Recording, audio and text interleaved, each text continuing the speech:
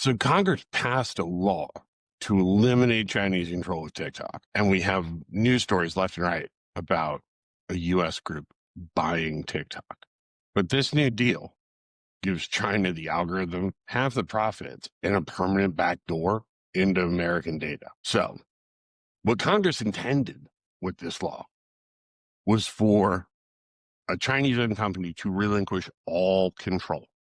There would be no algorithmic cooperation. No algorithmic cooperation was allowed. No operational relationships were allowed to permit. The law had firm guardrails in place in order to block ByteDance's involvement. But the reality of the deal doesn't really match this at all.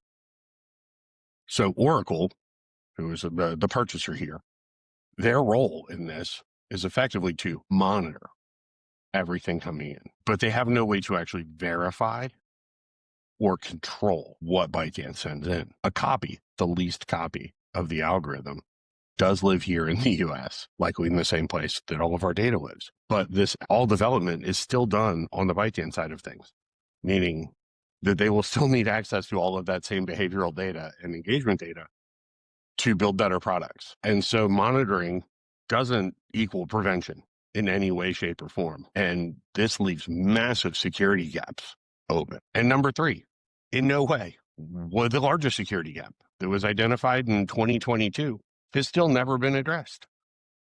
TikTok's in-app browser can log everything you've done on your phone, everything you've typed, can pull it all out. The deal doesn't mention removing this capability, which seems kind of like a step one thing for me. This includes like all of the purchases on TikTok Shop, everything else happens inside of this browser. This deal does not mention, and this browser has never been approved by either the App Store or iOS. And this deal really makes us, the US entity becomes beholden to ByteDance. They can only lease the algorithm from ByteDance. All the innovation is going to come from ByteDance. There is no ability for TikTok US to develop independently. They have to accept updates from China or they become obsolete immediately. And so this dependency cycle will effectively build in kind of this natural cover where nobody will want to say anything to upset ByteDance in China, who will still have access to the data. So why? Well, huge amount of this is driven by a very big donor named Jeff Yass.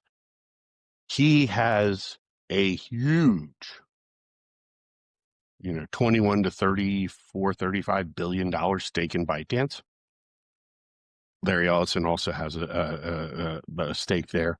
And media companies like somehow Rupert Murdoch, who last owned MySpace in the social media world, now wants to re-enter and buy TikTok, which I'm sure the kids will find cool, but they're investors here too. A lot of politicians here are declaring victory way, way, way prematurely. The fact that this deal has no adherence to the law that was passed is really an issue. And so effectively, national security issues here are real and tangible. And you effectively have ByteDance building out advanced generative AI with US user data on what is now our default largest search engine. Huge risk of manipulation here, and allowing foreign control of our largest search engine is just a poor choice. Every update will now bring with it a new potential vulnerability in addition to the zero-day vulnerability that we're purchasing with the in-app browser. And effectively here, China gets to maintain leverage over US tech infrastructure pretty widely. And that fundamentally, I think, is a bit of an issue. And this deal really doesn't protect America, Americans, or American business. It really kind of institutionalizes Chinese control while kind of pretending to eliminate it in order to make sure that a handful of rich people make their money back on a bad deal they made, investing in what effectively is a Chinese intelligence project. The law requires separation, and we're not getting that with this deal.